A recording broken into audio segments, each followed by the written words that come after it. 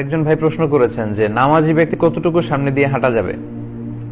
এটা আমাদের প্রায় আমরা এই পরিস্থিতির মুখোমুখি হই যে নামাজি ব্যক্তির সামনে দিয়ে হাঁটা যাবে কিনা।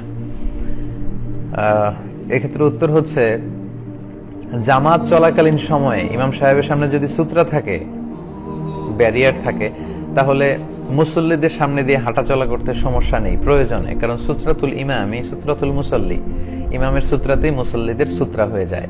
এবং সাহাবারা এমনও ঘটেছে যে জামাত চলাকালীন সময়ে কাতারের মাঝখান দিয়ে এসে ফাঁকা জায়গায় দাঁড়িয়েছেন, তো রাসূল সাল্লাল্লাহু আলাইহি ওয়াসাল্লাম কিছু বলেননি, অন্যান্য সাহাবারও বিরোধিতা করেননি, এটা জায়েজ আছে। কিন্তু আপনি যখন একাকী সালাত আদায় করবেন তখন আপনার সামনে দিয়ে কেউ ক্রস করতে পারবে না, এবং এটি এত বড় গুনাহের কাজ, কারণ বান্দা যখন সালাত পড়ে ইউনাজি রব্বাহ, সে তার রবের সাথে গোপন আলাপ করে, কথা বলে, যদিও অনেকে আমরা এটা ফিল করি না। তো সেই সময় আপনি মাঝখান দিয়ে যাবেন, এটা মোটেও কাম্য না। এবং আল্লাহ রাসূল সাল্লাল্লাহু আলাইহি ওয়াসাল্লাম বলেছেন, লাউ ইয়ালামিল মারু বাইনা ইয়াদাইল মুসাল্লি মা আলাইহি মিনাল ইসম। সালাত আদায়কারী ব্যক্তির সামনে দিয়ে যে ক্রস করে, তার সামনে দিয়ে যে হেঁটে যায়, সে যদি জানতো যে এই হেঁটে যাওয়াতে, ক্রস করাতে তার কি পরিমাণে পাপ হয়েছে, তাহলে সেখানে সে 40 দিন কিংবা 40 সপ্তাহ কিংবা 40 বছর দাঁড়িয়ে থাকাটাকেও শ্রেষ্ঠ মনে করত। সে সেখানে দাঁড়িয়ে ওয়েট করত, সে সালাত আদায়কারী ব্যক্তির সামনে দিয়ে ক্রস করে যেত না। তো এত বড় হুঁশিয়ারি দেওয়ার পরেও আমরা যদি এটা কেউ করে ফেলি, এটা ঠিক হবে না। বেখেয়ালে অন্যদিকে তাকিয়ে আছি, চলে গেলাম, সেটা ভিন্ন কথা। কিন্তু আমাদের মধ্যে অনেকেই দেখা যায় যে সালাত আদায় করছে, তার সামনে দিয়ে হেঁটে যাচ্ছি, এটা যেন আমরা কখনো না করি। তো ভাই প্রশ্ন করেছেন যে কতটুকু সামনে দিয়ে যাওয়া যাবে। এক্ষেত্রে দুইটি মত আছে। একটি মতামত হচ্ছে সিজদার জায়গা যদি সূত্রা কেউ দেয়, প্রথম কথা হচ্ছে কেউ যদি সূত্রা দিয়ে সালাত পড়ে, তাহলে সূত্রার বাইরে দিয়ে আপনি যেতে পারবেন, সূত্রার ভেতর দিয়ে আপনি যেতে পারবেন না, এক্সেপ্ট মসজিদুল হারাম, এরকম খুব ক্রাউডি জায়গা, যেখানে যেটা মাতাফ এবং মুসাল্লা একসাথে, তাওয়াফেরও জায়গা আবার সালাতেরও জায়গা, তখন সামনে দিয়ে গেলে সেটা ভিন্ন ব্যাপার।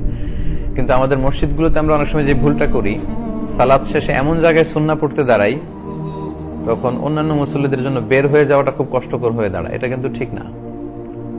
আপনাকে এমন জায়গায় দাঁড়াতে হবে, সালাত শেষে সাহাবারা মসজিদে নববীর যে উস্তুয়ানা পিলার গুলো আছে, ওগুলো খুঁজে খুঁজে সবাই দাঁড়িয়ে যেতেন সালাত পড়ার জন্য। তো আমরা ওই জন্য এরকম এমন জায়গায় দাঁড়াই যাতে অন্যদের ক্রস করতে, হেঁটে যেতে সমস্যা না হয়। অথবা এখন আলহামদুলিল্লাহ মসজিদগুলো ছোট ছোট সূত্রা পাওয়া যায়, সূত্রা নিয়ে যেন দাঁড়াই। তো কেউ যদি সূত্রা দিয়ে সালাত আদায় করে, তার সূত্রার ভেতর দিয়ে যাওয়া যাবে না।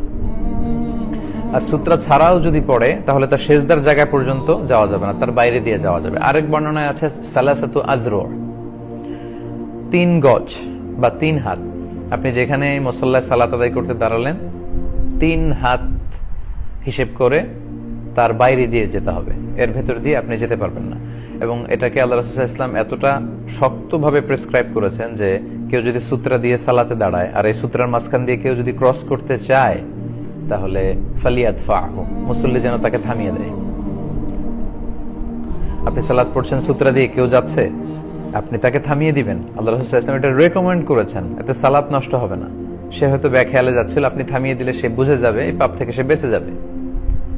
আবার যদি আসতে চায়, আল্লাহ রাসূল সাল্লাল্লাহু আলাইহি ওয়াসাল্লাম বলেছেন ফালিয়ুকাতিলহু, সেজন্য তাকে ধাক্কা মারে, সেজন্য তাকে অ্যাটাক করে। তো অ্যাটাক করার উদ্দেশ্য এই না যে আমি সালাতে পড়ে সালাত চলাকালীন অবস্থায় আরেকজনকে আঘাত করবো, ঘুষি মারবো না। এটা আল্লাহ রাসূল সাল্লাল্লাহু আলাইহি ওয়াসাল্লাম গুরুত্ব বুঝিয়েছেন, এবং তাকে যেন আমরা আটকে দেই, এটা বুঝিয়েছেন। তো সম্মানিত ভাই, তাহলে কতটুকু সামনে দিয়ে যাওয়া যাবে? আমরা বলবো যে সূত্রা থাকলে সূত্রার ভেতর দিয়ে যাওয়া যাবে না, বাইরে দিয়ে যাওয়া যাবে। সূত্রা না থাকলে সেজদার জায়গা কিংবা অ্যাজিউম করে 3 হাত পরিমাণ জায়গার বাইরে দিয়ে আমাদেরকে যেতে হবে। আল্লাহ তাআলা আমাদের সবাইকে কথাগুলো বুঝার এবং আমল করার তৌফিক দান করুক।